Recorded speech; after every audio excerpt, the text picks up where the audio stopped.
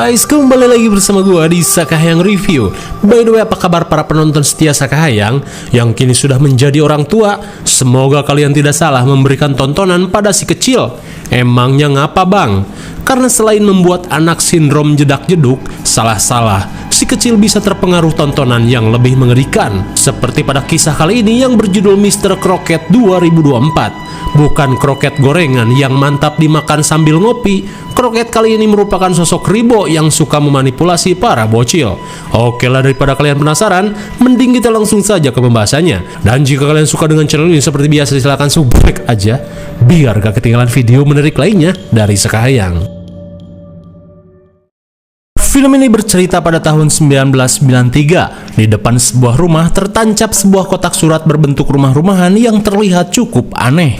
Sementara di dalam rumah, putra Kevin yang bernama Darren terlihat anteng menonton video acara anak-anak yang dipresenteri oleh sosok bernama Mr. Crockett. Di tengah asyiknya menonton, Darren yang lupa waktu diminta ayahnya untuk segera makan.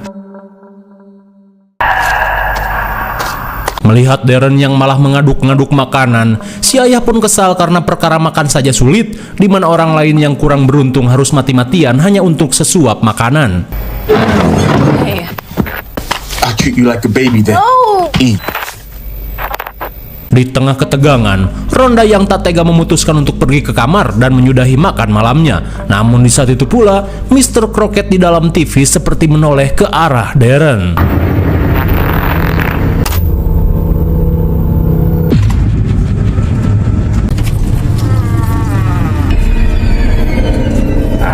Sontak Darren pun semeringah saat melihat kedatangan Mr. Crockett. Of course.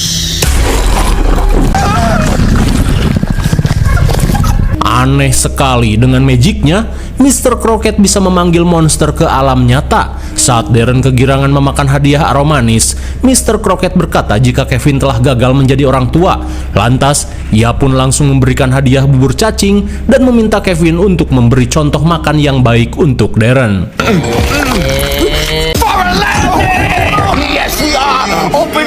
Melihat Kevin sulit makan, Mr. Crockett berniat melakukan sesuatu. Yummy for you. Oh, go. Chicken! Oh, I think it's time for grandma. Saat ayahnya disiksa habis-habisan, si bocil Darren malah kegirangan. Di saat itu pula, Rhonda pun heran saat mendengar suara gaduh dari dapur. My God, betapa syoknya Rhonda saat melihat kengerian yang terjadi pada suaminya. Lalu, film pun baru dimulai. Singkat waktu setahun kemudian, scene beralih pada seorang wanita bernama Summer yang berusaha mengajak anaknya yang bernama Anton untuk menghadiri upacara pemakaman si ayah. Akan tetapi, Anton yang seakan bodoh amat malah tantrum dan meminta jimbot miliknya yang si ibu sita. Mendengar hal itu, Summer yang tidak ingin repot langsung memberikan jimbotnya, namun ia meminta Anton untuk menjaga sikap selama acara pemakaman. Sesaat kemudian, Summer pun berpidato di depan para pelayat dan berterima kasih atas kedatangan mereka. Namun di tengah kesedihan, si jebleh Anton malah sibuk bermain jimbot. Sepulangnya dari upacara pemakaman, Summer mendapat banyak ucapan bela sungkawa dari para kerabatnya yang datang. Hingga sesaat kemudian, Anton berkata jika ia merasa bosan nimbrung bareng para tamu yang sok sedih, ia pun meminta izin untuk bermain di luar. Mendengar hal itu, kerabat Summer merasa kesal. Ia pun meminta Summer untuk setidaknya memberikan pelajaran untuk Anton supaya anak itu tahu sopan santun.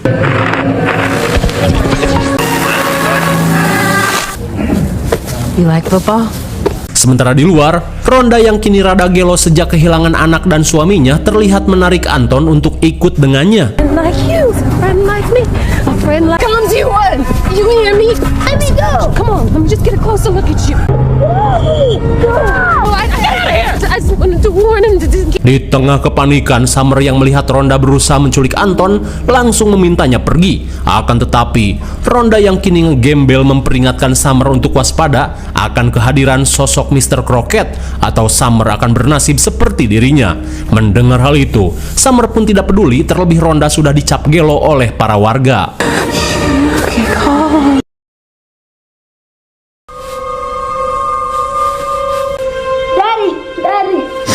Di malam harinya, Summer berusaha membangunkan Anton yang mengalami mimpi buruk. Di tengah ketakutan, Anton berkata jika ia bermimpi dikeroyok skuad pesilat. Mendengar hal itu, Summer berusaha menguatkan Anton, terlebih kini mereka hanya tinggal berdua saja. Lantas Anton pun bertanya, "Pun, kenapa penyebab ayah meninggoy?" Itu mah dulu si ayah sering jajan es teh jumbo, alhasil si ayah diabetes." Lantas untuk menenangkan Anton yang ketakutan, Summer langsung memberikan peluit kang parkir peninggalan si ayah, di mana Summer akan segera datang saat Anton meniupnya. Namun di keesokan harinya, Summer pun menyesal memberikan Anton peluit yang malah membuat Anton semakin liar bak tuyul rabies. You can't get me. You're too slow. Not straight you. Let go of any anger or frustration. Definitely a weed out lane. Radical tip. Instead of Di tengah keruwetan, Summer yang mendengarkan tutor parenting dari kaset pun muak karena terdengar tidak manuk akal. I'm begging you to please. Sambil menahan amarah, Summer pun heran saat mendengar suara pasak yang menancap di halaman rumahnya.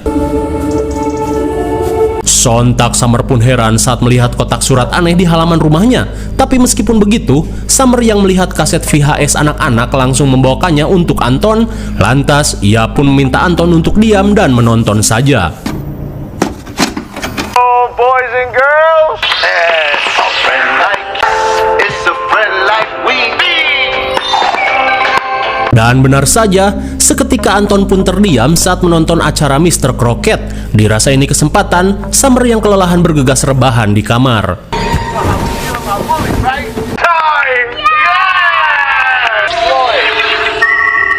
Di saat itu pula, Anton pun terkesan dengan spidol ajaib yang Mr. Crockett gunakan, di mana spidol itu bisa mengubah gambar menjadi kenyataan. Bounce it however you want it bounce. Oh, whatever you.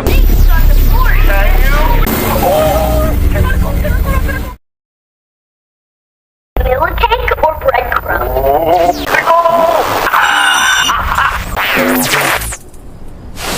Sementara di sisi lain, seorang gadis bernama Carrie juga menjadi incaran Mr. Crockett. Dan saat TV-nya tiba-tiba mati, ia yang kesal berusaha meminta tolong pada ayahnya yang sedang oleng setelah menenggak arak Wakanda. Daddy, wake up. Dad. Di tengah rasa puyeng, Bill yang terbangun langsung mengecek TV anaknya. It's dead. Menyadari TV-nya matot, Bill mengungkapkan jika esok ia akan memanggil kang servis. Namun bukannya mengerti, Carrie malah tantrum dan memaksa si ayah untuk memperbaikinya sekarang juga. Lantas meskipun kesal, Bill meminta Carrie untuk bersabar sampai esok hari. Is a friend like me whenever you're in trouble. Singkat waktu bukannya molor, Carrie yang merasa sakit hati dengan ayahnya malah menyanyikan lagu Mr. Crockett.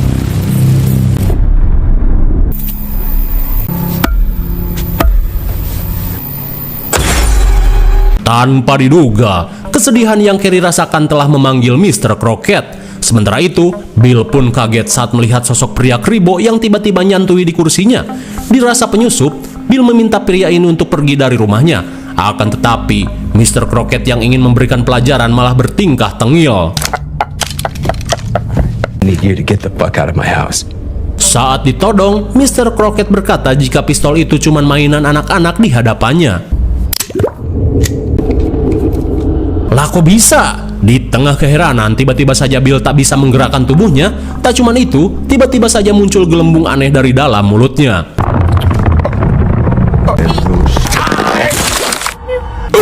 My God, malang sekali. Bill si ayah Kang Oleng pun modar hanya karena tidak mengikuti kemauan anaknya. Sesaat kemudian, Carrie yang melihat cahaya aneh bergegas menghampirinya. Namun di saat itu pula, Rhonda yang mengintip di jendela hanya bisa berteriak saat melihat Mr. Crockett sedang membawa Carrie ke alamnya.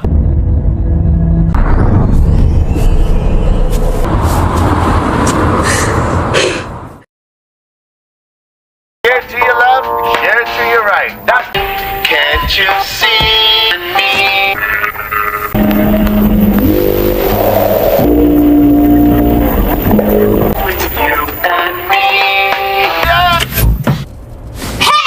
Di keesokan harinya, tanpa diduga Anton semakin beringas dan tak terkendali. Ia pun ngamuk dan meminta si ibu untuk kembali menyalakan TV. Lantas karena keinginannya tidak dituruti, si jebleh Anton pun semakin menggila. If you don't put that down, I want Mr. Crockett. Muak dengan sikap Anton yang mulai anarkis, Summer yang kesal mengungkapkan jika ia sudah tidak sanggup mengurus tuyul sepertimu.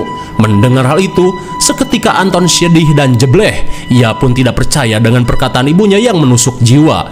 Merasa tidak tega, Summer meminta Anton untuk pergi ke kamar saja. Di malam harinya, Summer yang berusaha meminta maaf pada Anton tiba-tiba heran saat mendengar suara TV yang menyala sendiri.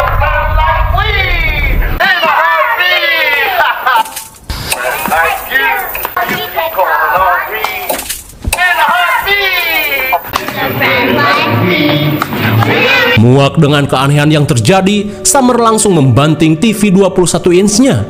Dasar TV bagong.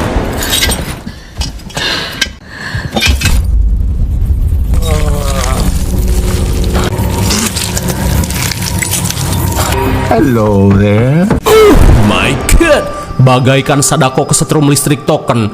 Summer pun panik saat melihat Mr. Crockett keluar dari TV tabung. Di saat itu pula dengan spidol ajaibnya, Mr. Crockett membuat gerbang untuk masuk ke kamar Anton.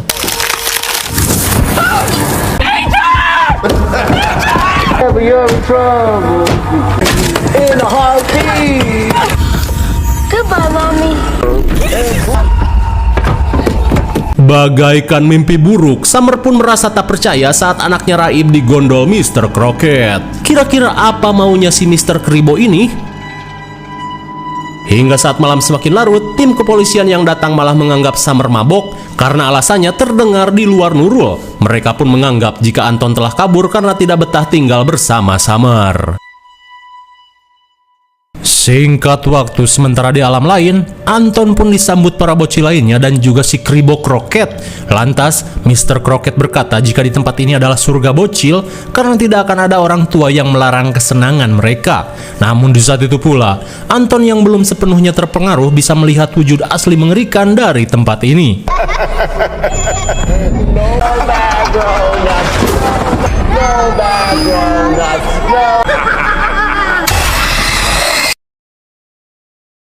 Di keesokan harinya, Summer mulai menyebar selebaran untuk mencari keberadaan Anton.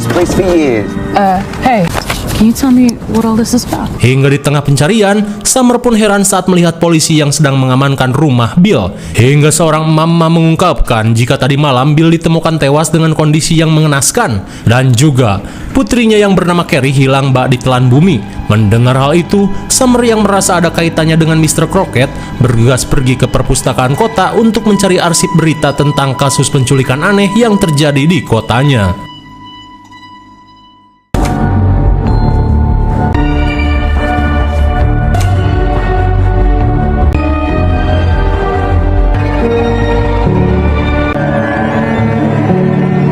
Di tengah pencarian, selain menemukan para bocil yang hilang secara misterius, Summer pun menemukan berita mengerikan yang terjadi pada seorang presenter acara bocil bernama Immanuel Crockett yang ditembak mati pada tahun 1979 dengan dugaan menculik seorang bocil bernama Anthony. Di mana dalam insiden tersebut, Anthony sempat menjadi bintang tamu dalam acara Mr. Crockett. Namun di saat itu pula, Summer pun heran saat mendengar TV yang menyala di gudang. You in a heartbeat. A friend like us, there to protect you. Like me, a friend like us. Di saat itu pula, Mr. Crockett pun meminta Summer untuk menghentikan pencariannya dan merelakan kepergian Anton. Kalau tidak, ia akan mengirim Summer ke neraka bersama suaminya.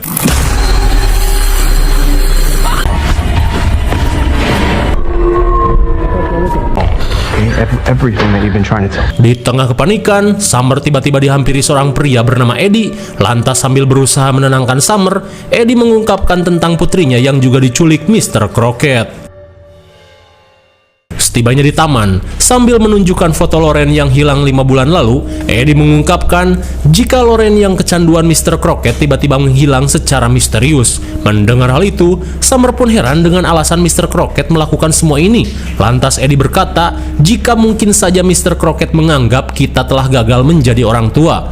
Jelas saja Summer pun tidak terima, terlebih selama ini ia sudah bersabar dan berusaha menjadi orang tua yang baik untuk Anton yang kelakuannya seperti anak dajal. Hingga di tengah obrolan, Summer pun teringat pada Rhonda yang seolah mengetahui sesuatu tentang Mr. Crockett. Lantas, Eddie mengajak Summer untuk segera mencarinya. Hingga di malam harinya, Eddie langsung mengajak Summer untuk mencari kediaman Rhonda.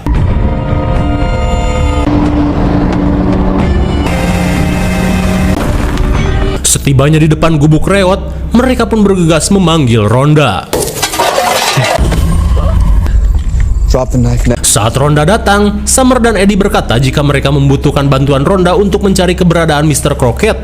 Mendengar hal itu, Rhonda langsung mengajak mereka masuk ke dalam gubuk. He used to come to me.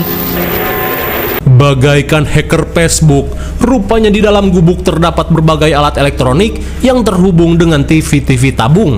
Rhonda pun mengungkapkan jika kini dirinya memiliki kemampuan spesial saat berusaha mencari keberadaan Darren, di mana Rhonda mampu membangkitkan Byakugan yang diproyeksikan ke dalam TV untuk mengetahui target Mr. Crockett selanjutnya. Mendengar hal itu, Summer meminta Rhonda untuk segera menggunakan kemampuan Byakugannya dan bersama-sama mencari keberadaan Anton, Darren, dan Loren.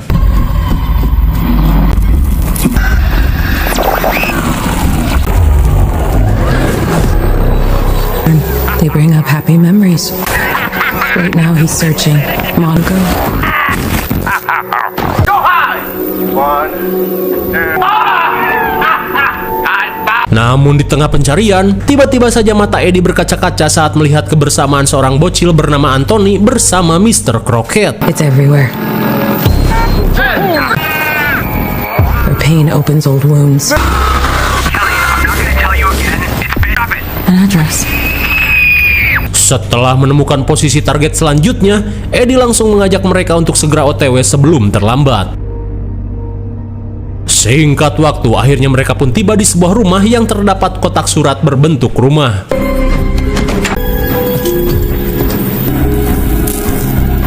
Melihat isi rumah bak diacak-acak monyet, mereka pun berusaha mengendap-endap mencari keberadaan Mr. Crockett.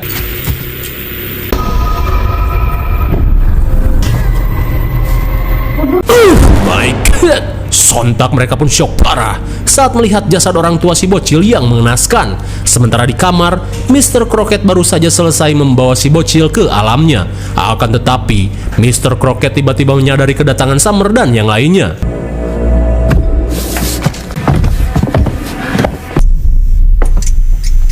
I know someone's in here. Very bad manners.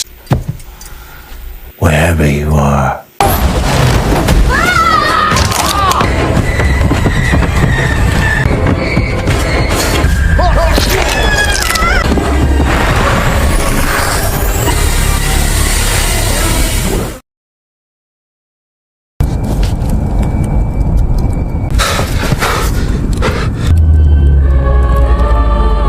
Singkat waktu, setibanya di alam Crockett, Summer dan Eddie merasa ngeri. Rupanya, keindahan yang para bocil lihat hanyalah genjutsu, karena sebenarnya tempat ini begitu mengerikan.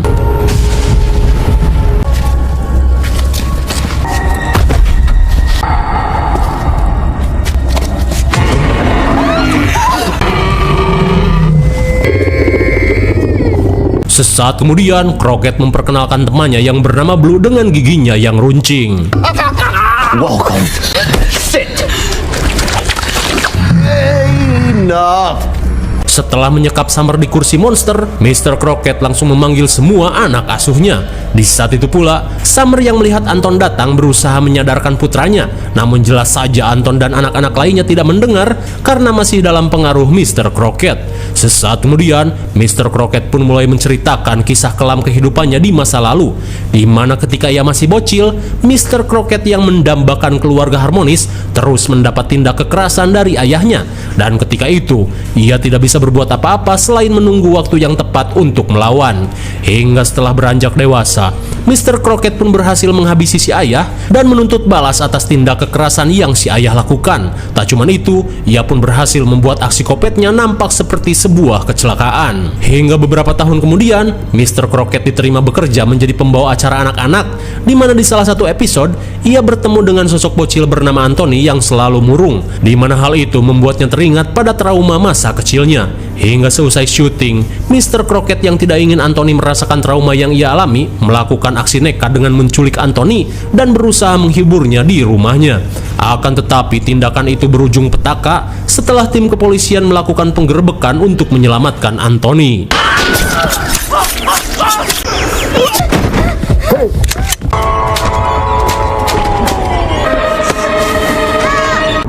But that wasn't the end. Hingga dalam sekaratnya, jiwa Mr. Crockett melakukan perjanjian dengan iblis untuk menghukum para orang tua jahat dan membawa para bocil untuk tinggal di alamnya. Mr. Crockett pun menambahkan, jika di alamnya para bocil bisa hidup bebas tanpa aturan ribet dari orang tua mereka. Setelah mendengar kisah hidup Mr. Crockett yang tragis, dengan mata yang berkaca-kaca Eddie pun keluar dari persembunyian. Lantas, ia pun berusaha mengucap terima kasih pada Mr. Crockett yang telah menyelamatkannya ketika masih bocil. Ternyata Eddie adalah si bocil Anthony yang diceritakan Mr. Crockett, dan semua yang ia katakan pada Summer cuman akal-akalannya saja, hanya untuk bisa kembali bertemu dengan Mr. Crockett. Anthony?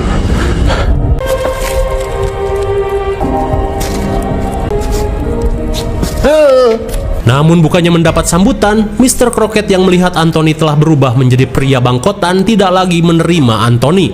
Di tengah rasa sakit hati, Mr. Crockett meminta anak asuhnya untuk mengusir Anthony. You don't belong here.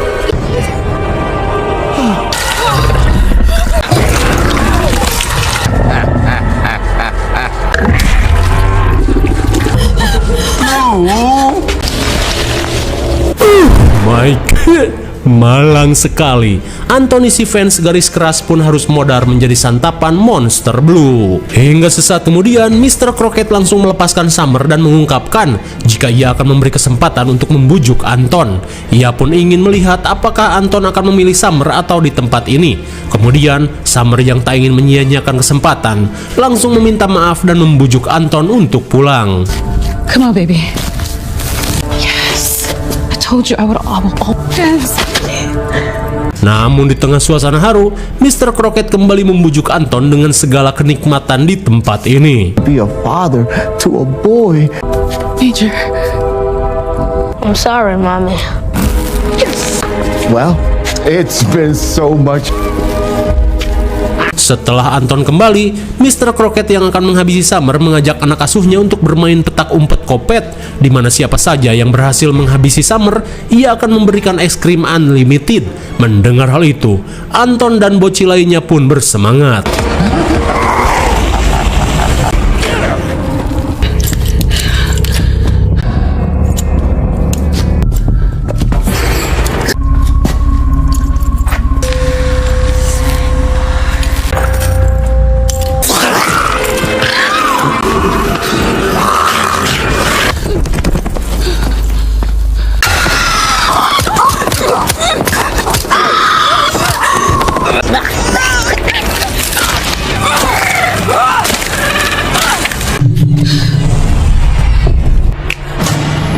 Setelah sedikit bermain-main, Mr. Crockett langsung memanggil Anton dan menghasutnya untuk menghabisi si ibu menggunakan spidol magic miliknya.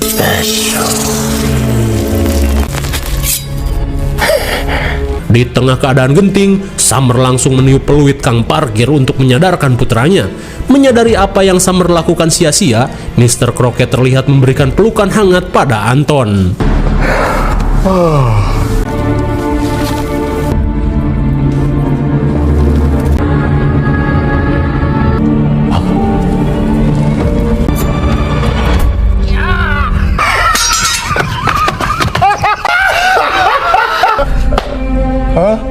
Ternyata Anton yang disadarkan peluit berhasil menggunakan skill bos Saeb dengan mencuri spidol ajaib, dan kini semua bocil yang terpengaruh bisa terbebas. Oh, that rain.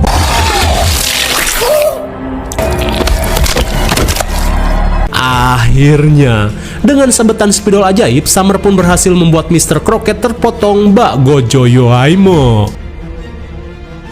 Hingga sesaat kemudian, Summer langsung menggambar portal agar mereka bisa secepatnya pulang. Namun di saat itu pula, bagaikan teke-teke, Mr. Crockett merangkak dan berusaha menghadang. Let me go! Let me go! Don't worry, son. Setelah upayanya gagal, Mr. Crockett mengungkapkan jika dirinya akan terus mengikuti Anton sampai kapanpun.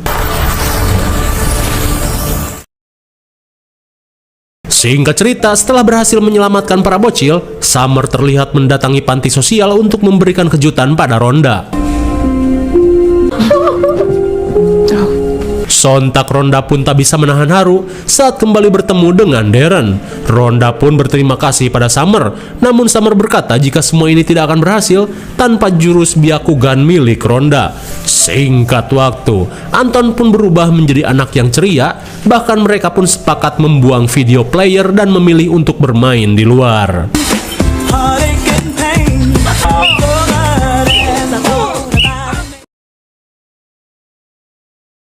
Namun setelah beberapa bulan berlalu, tanpa diduga, Anton yang merindukan sosok ayah terlihat menggambar sosok Mr. Crockett.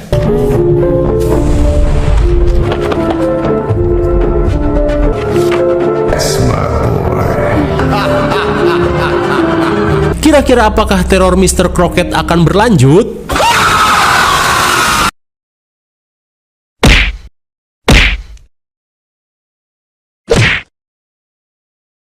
Bagaimana, mengerikan sekali bukan? Tak perlu dijelaskan lagi karena semuanya sudah jelas. Paling yang kurang jelas adalah bagaimana Rhonda bisa selamat padahal doi dicucuk kayu bekas bangku sekolah. Hanya sutradara yang tahu. IMDb untuk film ini adalah 5,4 dan menurut saya yang cocok saja dengan nilai 5,8. Mungkin segini saja review dan pembahasan film Mr. Crockett 2024. Jangan lupa like, share, dan subscribe supaya kalian tidak ketinggalan jika ada video menarik lainnya dari Sakahayang. Thanks for watching and see you on next video. Bye-bye.